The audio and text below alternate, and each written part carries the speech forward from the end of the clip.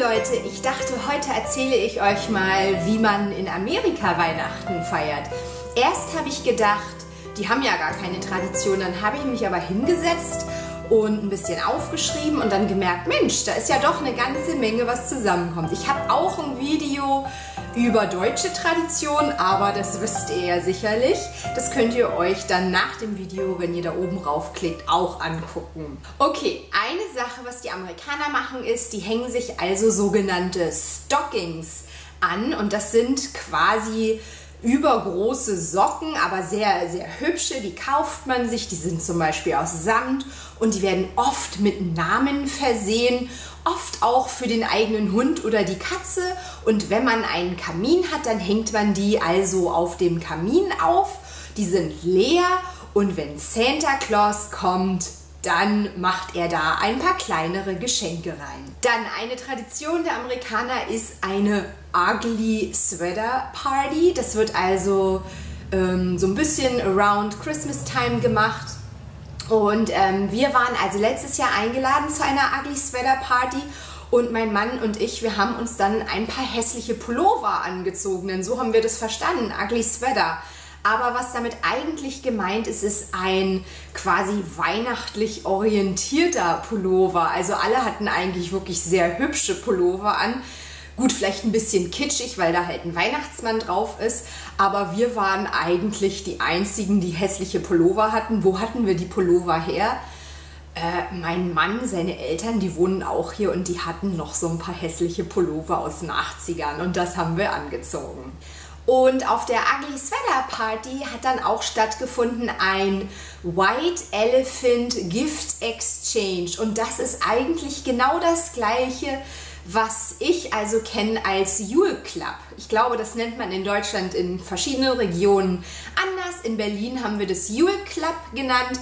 Man kauft also ein Geschenk in einem bestimmten Wert und es ist halt eher was lustig gemeintes, nicht so sehr ernst. Also das ist quasi genau das gleiche. White Elephant Gift Exchange ist wie Yule Club.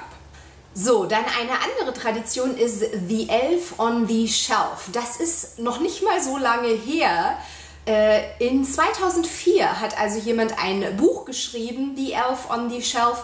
Und man ist ja schlau in Amerika, man weiß sich zu vermarkten. Es wurde also mit dem Buch The Elf on the Shelf auch eine kleine Puppe verkauft. Und das hat sich dann zu einer Tradition. Vor Weihnachten werden also Amerikaner diese Elfpuppe in ihrem Haus immer mal woanders arrangieren.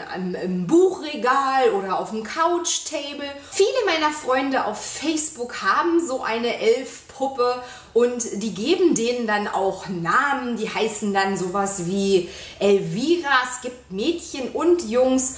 Und dann werden die halt lustig irgendwie neben die Badewanne gepackt oder in die Küche.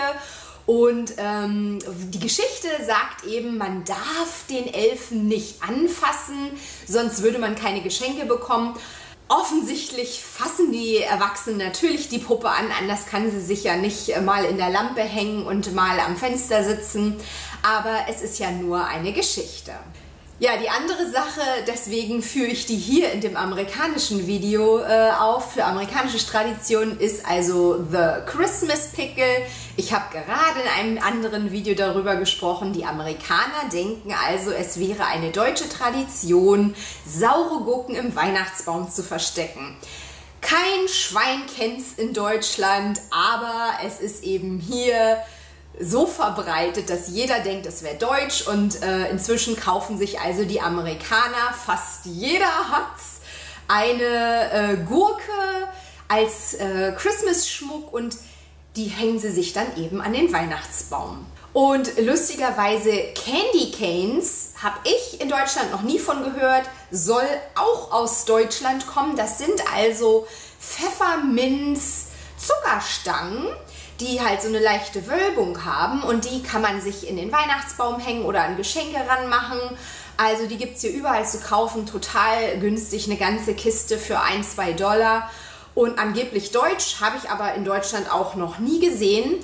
Und es hat angeblich einer im 16. Jahrhundert sich in Köln ausgedacht, weil er wollte, dass die Kinder zu Weihnachten in der Kirche ruhig sind und dann lutschen die halt an ihren Zuckerstangen rum.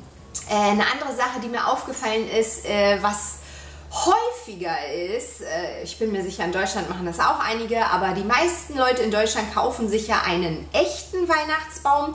In Amerika ist es doch häufiger, dass der aus Plastik ist. Übrigens, der da ist auch aus Plastik und der sieht so echt aus. Der ist inzwischen 11 Jahre alt, den haben wir uns vor 11 Jahren hier gekauft und wir bekommen immer Komplimente, wie toll der aussieht.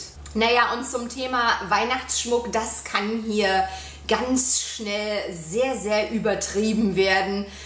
Diese Bilder, so wie bei Kevin allein zu Hause, das gibt's wirklich. Amerikaner mögen gerne weihnachtlich schmücken und da wird also over the top draußen so viel Schmuck, das kann also kitschig aussehen, manchmal kann es auch elegant und schön aussehen, aber was mir aufgefallen ist, dass oft ganz, ganz arme, also wo das Haus ganz hässlich ist und man denkt, Mensch, der hat noch nicht mal Geld, sein Dach zu remodeln, weil das alles schon zusammenfällt und das Haus hat nicht mal richtige Farbe drauf, aber zu Weihnachten, da muss dann also der Schmuck rausgeholt werden, der gesamte Vorgarten wird voll gepflastert mit also Weihnachtsschmuck, finde ich schon lustig, weil es ist ja irgendwie ironisch, die machen also so viel elektronischen Kladderadatsch da in ihren Vorgarten, dass die Stromrechnung also ganz, ganz leicht mehrere $100 kosten wird. Und dabei könnten sie also ganz offensichtlich das Geld für irgendwas anderes gebrauchen als für den Weihnachtsschmuck. Der Weihnachtsschmuck ist oft auch sehr, sehr kitschig. Es ist also sehr verbreitet. Kann man hier kaufen beim Walmart.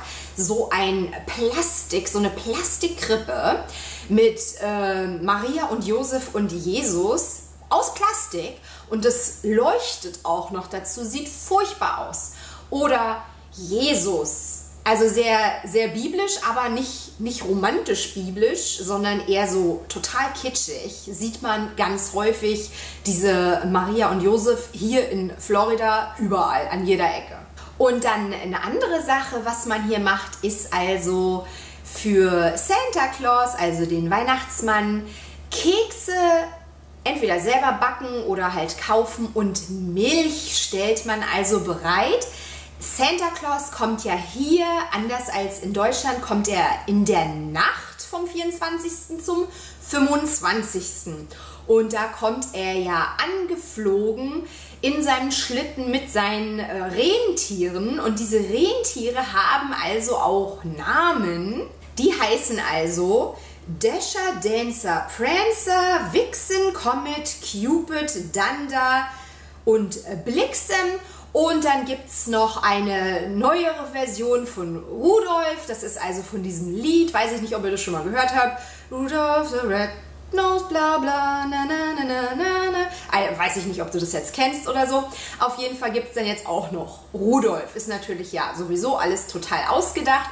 Aber die Eltern müssen dann eben dafür sorgen, dass diese Milch angetrunken wird und die Kekse angegessen werden, damit die Kinder eben wissen, Santa Claus war wirklich hier und hat Geschenke gebracht. Und der kommt natürlich, wenn man einen Kamin hat, kommt er also durch den Kamin. Du wirst also in Amerika quasi nicht Santa Claus sehen, wie das ja manchmal in deutschen Familien gemacht wird, dass irgendjemand den Weihnachtsmann spielt und nach Hause kommt. Dafür gehen aber die Leute in Scharen in die Malls, stellen sich da an, bezahlen viel Geld für ein Foto mit einem Fake-Weihnachtsmann, wo die Kinder dann meistens heulend auf diesem wildfremden Mann, auf dem sie sitzen müssen, ein Foto machen müssen.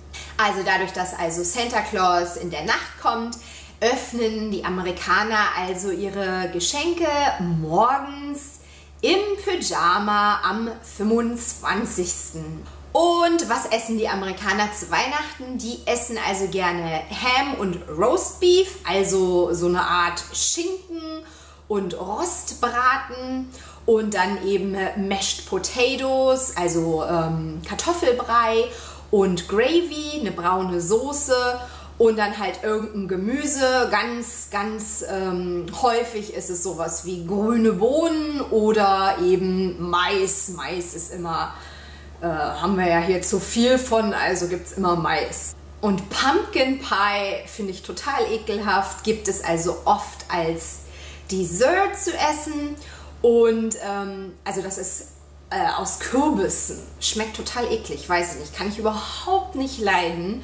Und auch die Kerzen werden immer angezündet, die riechen nach Pumpkin. Oh, also kann ich überhaupt nicht ertragen, diesen Geruch mag ich überhaupt nicht. Und häufig getrunken wird eben Eggnog, was also so eine Art Eierlikör ist. Auf Eierlikör stehe ich nicht. Den amerikanischen, muss ich sagen, habe ich noch nicht probiert. Es wird meistens auch nicht selber gemacht, es wird fertig gekauft. Ich sehe immer, der sieht anders aus. Der deutsche sieht mehr gelb aus und der amerikanische ist mehr weiß. Aber ich kann euch gar nicht sagen, wie es schmeckt. Ich habe es noch nicht getrunken. Es hat mich noch nicht gereizt. Und dann eine große Sache, finde ich, was anders ist, ist eben, dass hier nur der 25. ein Feiertag ist. Nicht wie in Deutschland der 24., 25. und 26.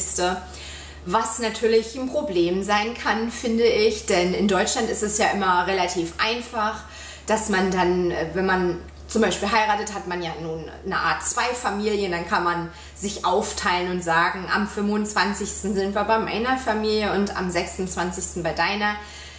Da muss man sich dann halt streiten, wie man Weihnachten feiert, wenn man nur einen einzigen Tag hat.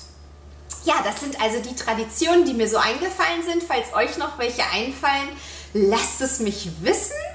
Und wenn ihr Fragen habt, dann könnt ihr sie mir auch unten stellen. Und ansonsten wünsche ich euch fröhliche Weihnachten. Tschüssi, eure Sissi.